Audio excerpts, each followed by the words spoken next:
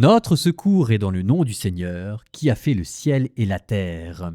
Nous suivons les pérégrinations de l'Arche d'Alliance et voir ce qui va advenir de nos hémorroïdes. 1 Samuel, chapitres 6 et 7.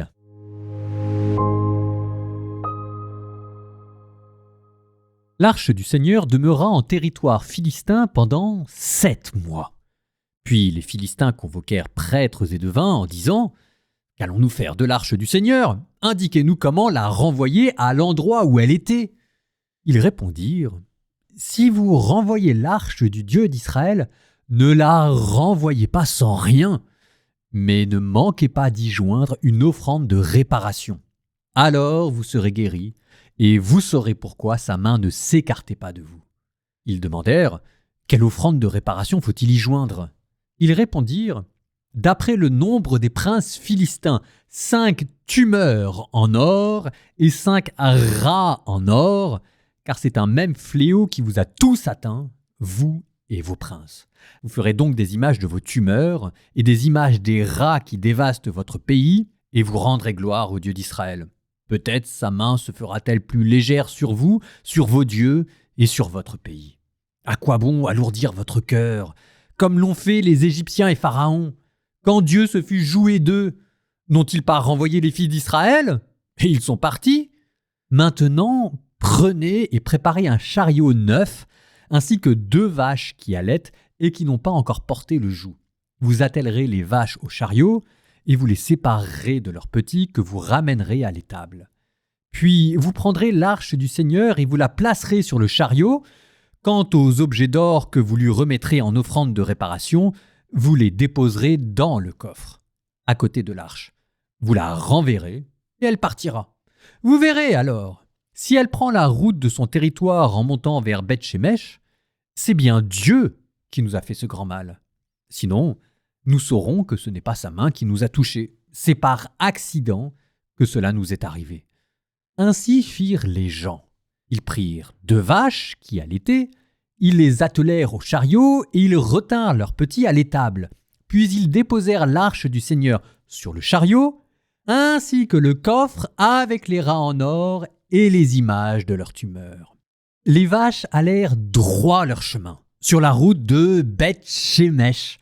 Elles avançaient en meuglant, mais gardèrent le même chemin, sans se détourner ni à droite ni à gauche, les princes des Philistins marchant derrière elles, jusqu'à la limite de Beth-Shemesh. Les gens de Beth-Shemesh faisaient la moisson des blés dans la vallée. Levant les yeux, ils aperçurent l'arche et se réjouirent de la voir. Le chariot arriva dans le champ de Josué de Beth-Shemesh et il s'y arrêta. Il y avait là une grande pierre. On fendit le bois du chariot et on offrit les vaches en holocauste au Seigneur. Les Lévites avaient descendu l'arche du Seigneur avec le coffre contenant les objets en or et placés à côté d'elle. Ils déposèrent le tout sur la grande pierre et ce jour-là, les gens de Beth-Shemesh offrirent des holocaustes et firent des sacrifices pour le Seigneur. Et ce même jour, les 5 princes des Philistins, ayant vu cela, s'en retournèrent à Écron. Et voici quelles étaient les tumeurs en or remises par les Philistins en offrande de réparation au Seigneur. 1 pour Ashdod, 1 pour Gaza, 1 pour Ascalon, 1 pour Gath et 1 pour Écron. Et les rats en or, selon le nombre de toutes les villes des Philistins relevant des 5 princes, depuis la ville fortifiée jusqu'au village sans muraille. La grande pierre en est témoin, sur laquelle on avait déposé l'arche du Seigneur.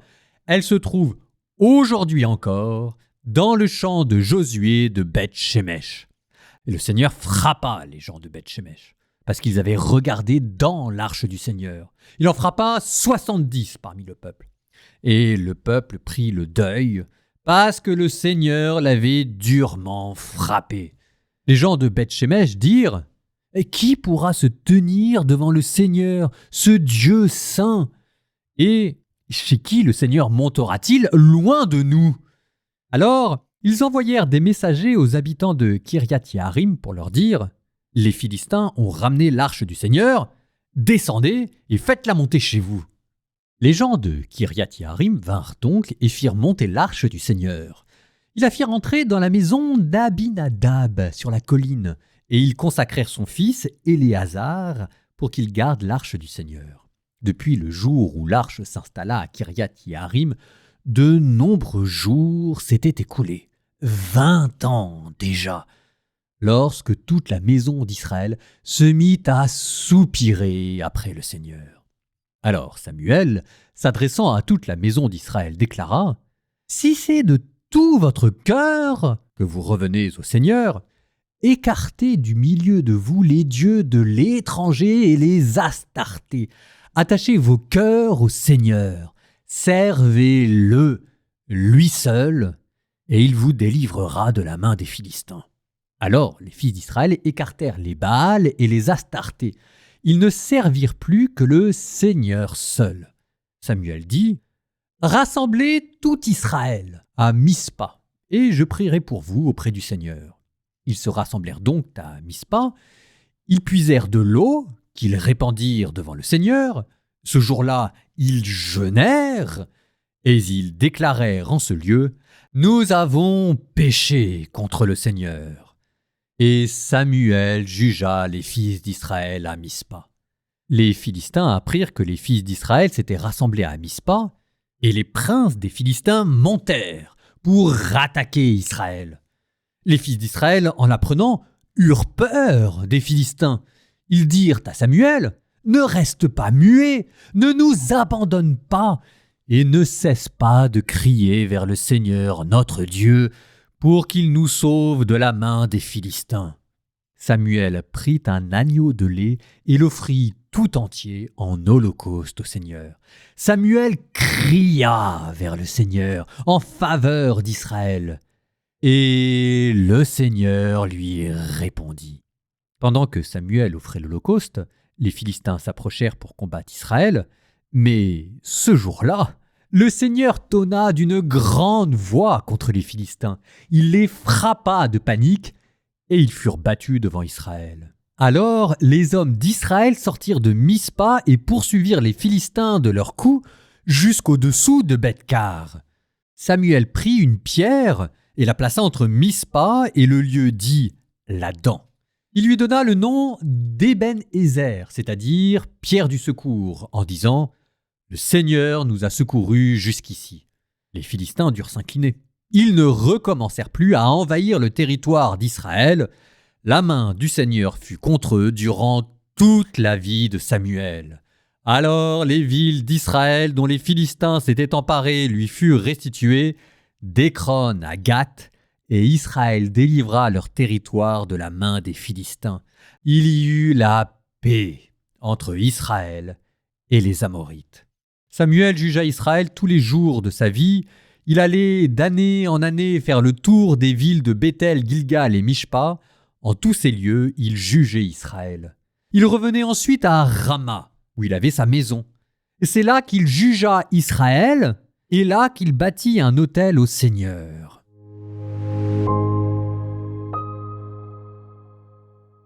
D'accord, vous me direz que j'ai l'esprit carabin, mais quand même, quand je lis, vous ferez donc des images de vos tumeurs en or.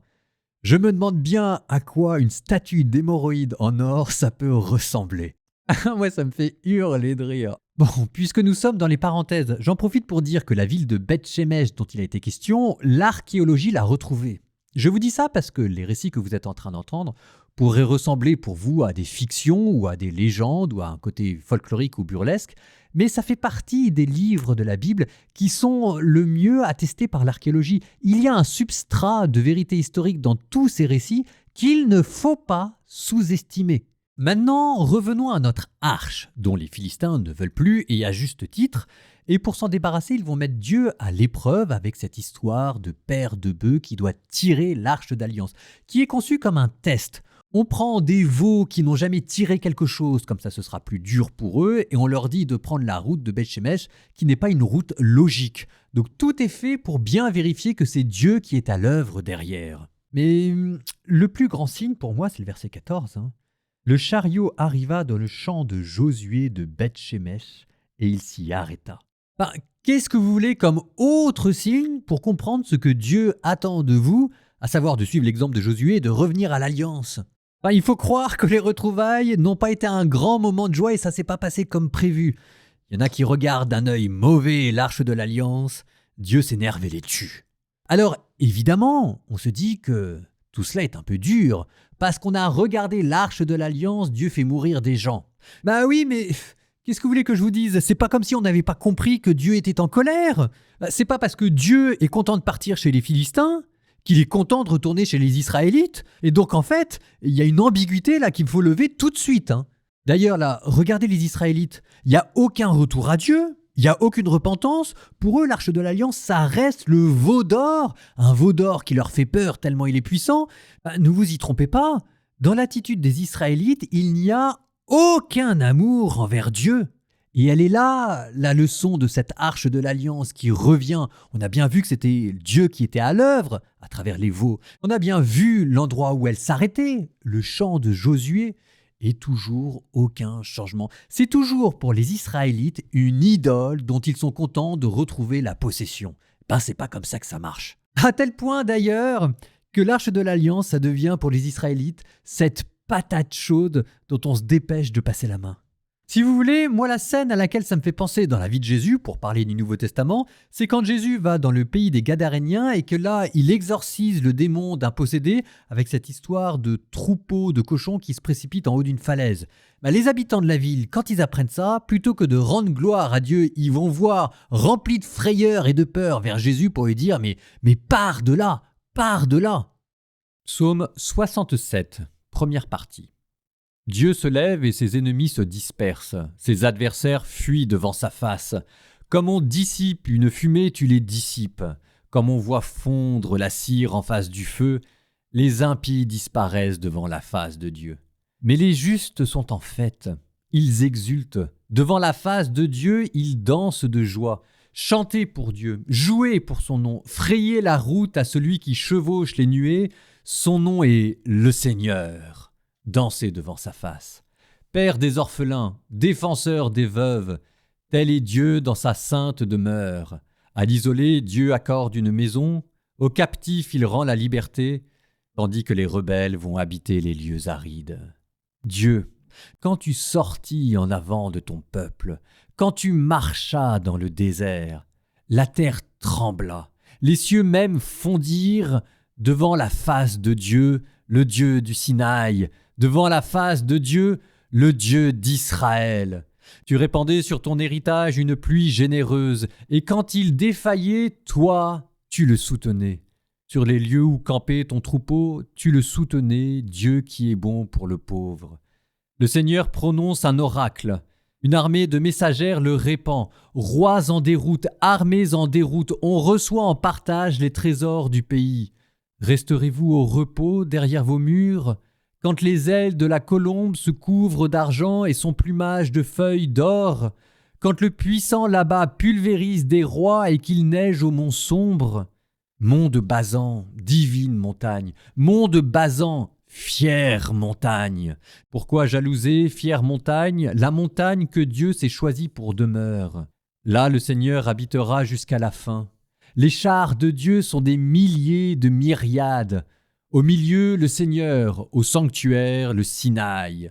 Tu es monté sur la hauteur, capturant des captifs et recevant un tribut même de rebelles pour avoir une demeure, Seigneur notre Dieu.